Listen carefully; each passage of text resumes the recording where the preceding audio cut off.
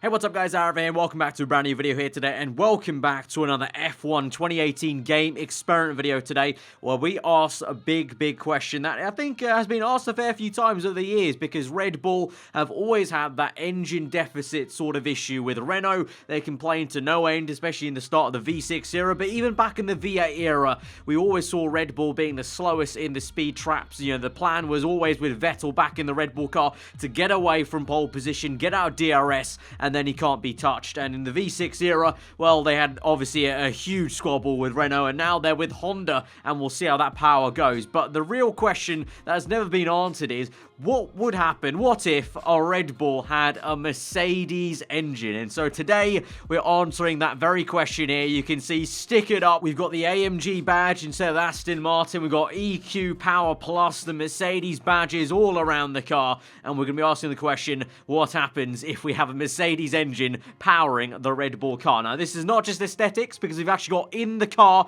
itself, when we go to the file, the game files for the Red Bull, the entire engine, the entire thing, pretty much, all the fuel as well, because that, you know, that's part and parcel of the engine, really, is how the fuel reacts as well. So we've got everything from the engine all the way down to the fuel, in the gearbox as well. Everything has been copied over from the Mercedes car. So this car can be as Mercedes-like as possible underneath the hood. Everything else is the same. So the brakes, the aero, everything else is the Red Bull car, but the engine, fuel, and gearbox is all Mercedes powered. And so we're going to see what happens here. So you can see aesthetically it looks a little bit different here, but also underneath, performance-wise, in theory, it should be a little bit different. We'll see. That's the whole point of this experiment, trying to see if it makes a huge difference here. So we're at Paul Ricard, obviously our native testing area on the F1 games pretty much, and so we're going to be testing out in a 5-lap race to see how the Red Bull performs. Really, more so with the AI, my AI teammate, compared to me, because obviously the driver can always make a difference,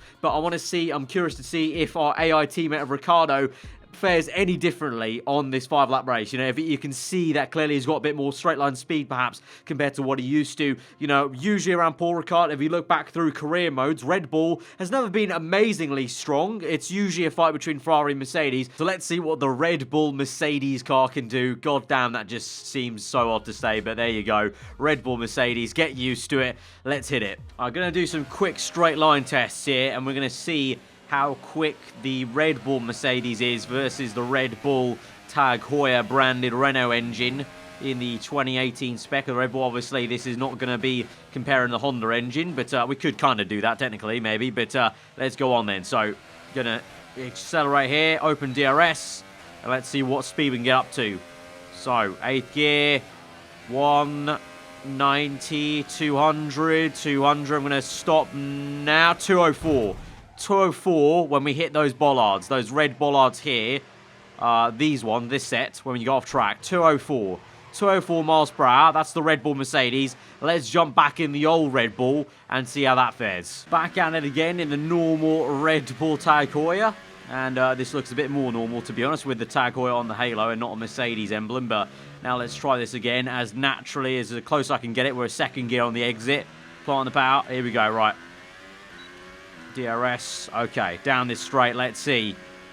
Up into 8th gear, 109, 92, 97, 200s.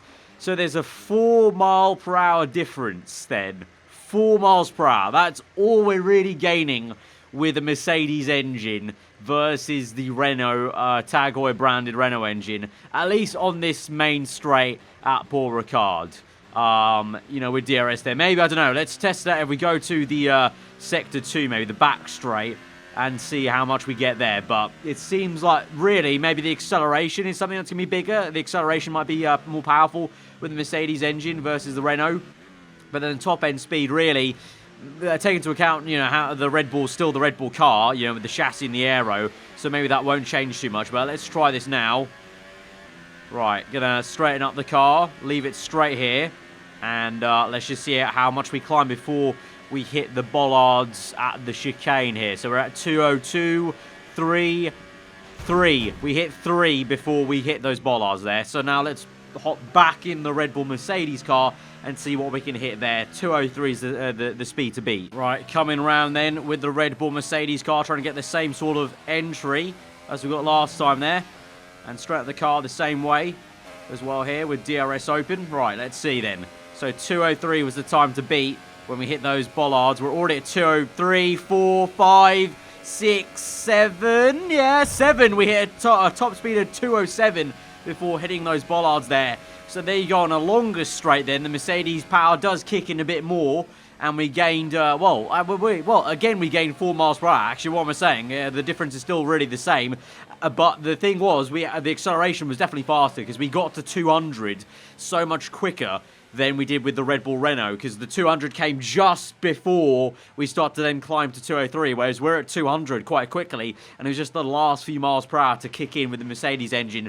That took a little bit of a while. So the acceleration definitely, I think, is going to be better with the Mercedes engine, but the top end speed maybe not so. So this is going to be interesting. Maybe it won't make much of a difference, really. It might make a difference at the start of the race, but then at the end of it, you know, when we're looking at the back straights with the draggy Red Bull v maybe slipperier Ferrari Mercedes, maybe in the race, might not be the difference actually, and we might find some interesting negative, answers to our experiment that we maybe didn't think we were going to get. Oh brother, this is going to be very, very odd driving a Red Bull Mercedes. I mean, just saying it a few times still sounds very odd. It just doesn't seem right. It doesn't seem natural. It's just wrong. It's just wrong.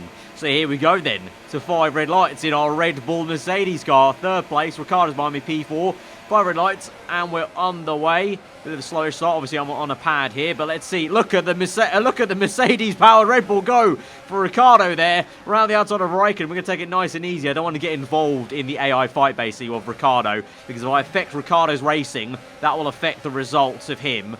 Like I said, obviously I can, battle the AI. That's fine. We can do that anyway in a normal Red Bull car. But with the Red Bull Mercedes, I need to see what Ricciardo can do in his natural habitat, as it were. And he's doing really well. He's up into P2 there. He's taken the Ferrari car, which is very good around Paul Ricard, actually, on this game. Hamilton's away, though, in P1. So let's see. This is the real testament. Will Ricciardo be able to chase down Hamilton then for P1? Let's see. Raikkonen comes back, though. Obviously, a lot of slipstream down here. And the Red Bull car, remember, is still draggy as hell. Remember, we've kept the Red Bull car. It's just got the engine swap. So it's still draggy as hell, maybe, compared to the Mercedes proper car and the Ferrari. So Ricciardo's down to P4. So for now, it's not much of an improvement, a little bit initially, but now the drag's kicking in. But Sector 3, the Red Bull car should be pretty strong, so let's see if Ricciardo can do anything, or if I can do anything, because at this stage now, I'm just sitting behind him right now, so I may as well make a move and go for it. I can feel a bit more oomph, I can say, off the corner. There is a bit more drive. And then if you just listen there, you can see the Mercedes engine sounds as well. It just seems so weird. It seems so weird to hear that sound, but I'm driving a Red Bull car. But here we go, right. 2nd lap. I say let's get a move on then. We've done enough kind of looking back a little bit. Oh, I got the AMG. That's a bit of a kit clash there. Aston Martin and AMG there. Bit of a brand synergy issue. But look at that. Ricciardo around the outside of turn 1. We nearly missed that there. Ricciardo with the power. No DRS there. Just pure acceleration. And so the Mercedes works car v the Red Bull Mercedes car. Ricciardo on the inside.